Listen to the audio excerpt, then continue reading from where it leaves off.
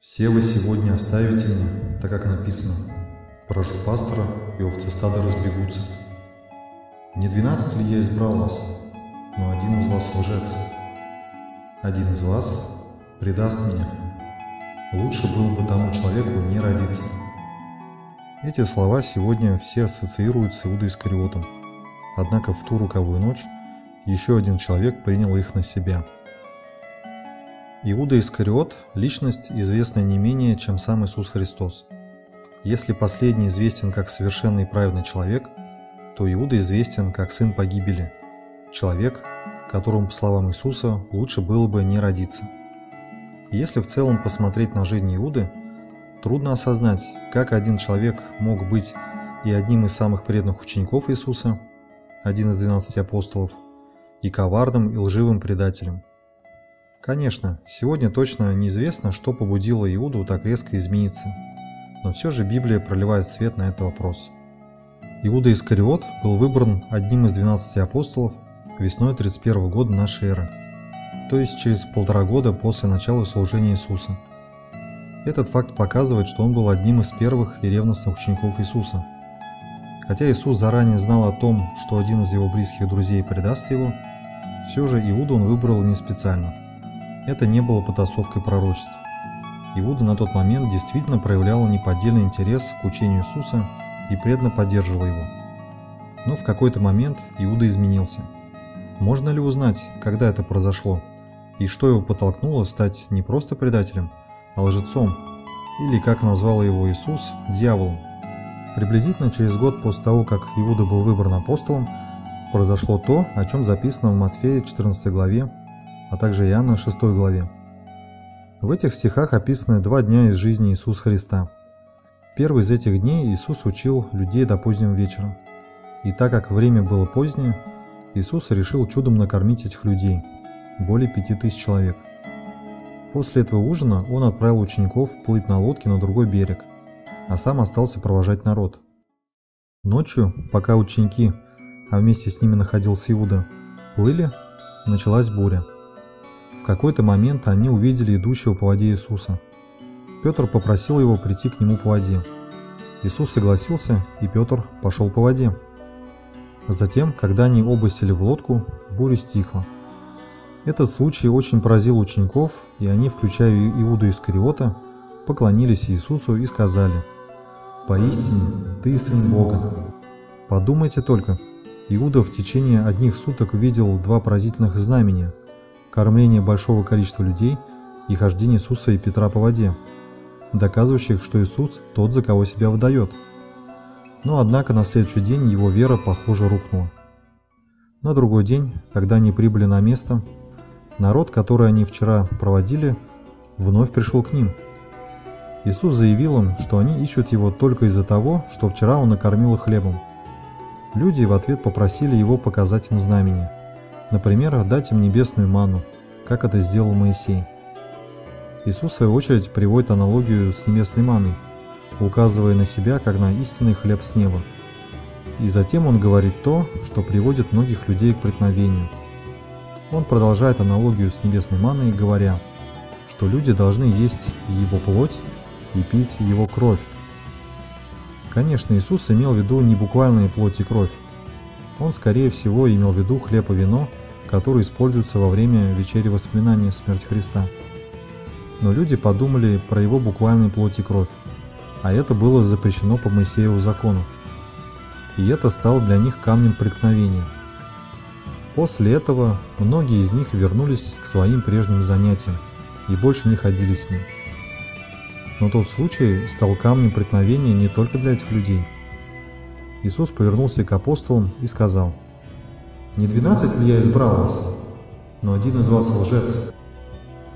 Вероятно, именно после этого случая Иуда перестал быть преданным учеником Иисуса. А ведь всего день назад он видел несколько явных знамений, в числе которых хождение Иисуса по воде, на что он слышал, как окружающие, а возможно и он сам, сказали: «Поистине, Ты Сын Бога». Но почему Иисус назвал его дьяволом или лжецом? Скорее всего потому, что Иуда не подал вид, что он приткнулся и больше не хочет следовать за Иисусом. Он начал это скрывать.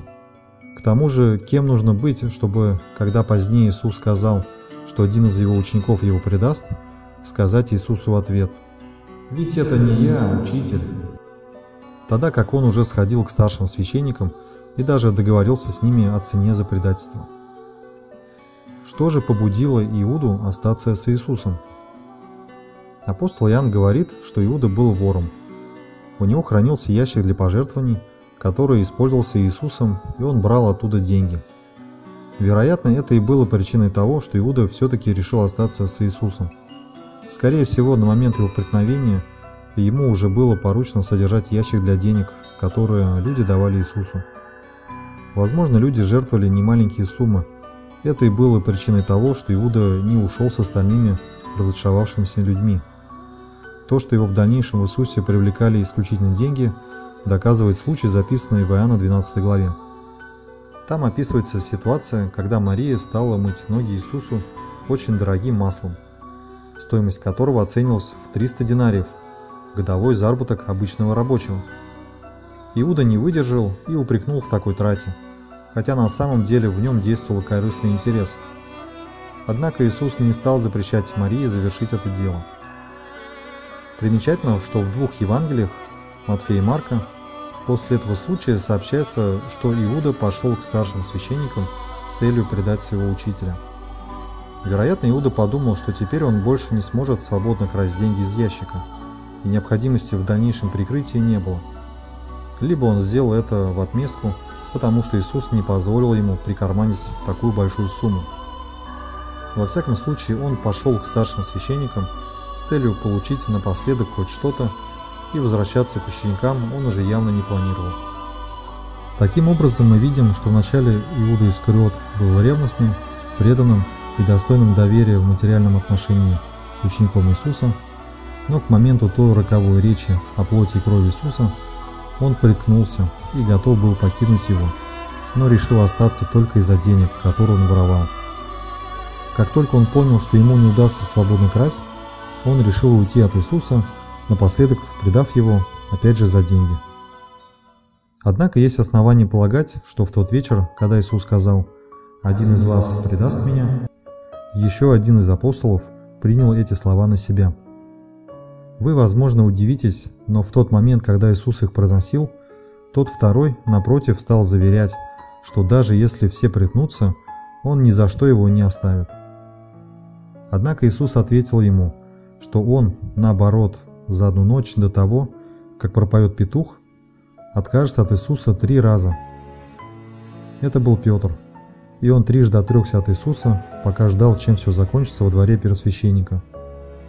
После того, как пропел петух, в Евангелии от Луки 22 главе сообщается: «Господь обернулся и посмотрел на Петра. И Петр вспомнил слова Иисуса, которые тот сказал ему: „Сегодня, прежде чем пропоет петух, ты трижды отречешься от того, что знаешь меня“». Петр вышел и горько заплакал. Можно только догадываться, что чувствовал в тот момент Петр. Возможно, в тот момент он еще не знал, что именно Иуда предал Иисуса, и тогда слова Иисуса о предательстве и сыне погибели он вполне мог отнести также и к себе.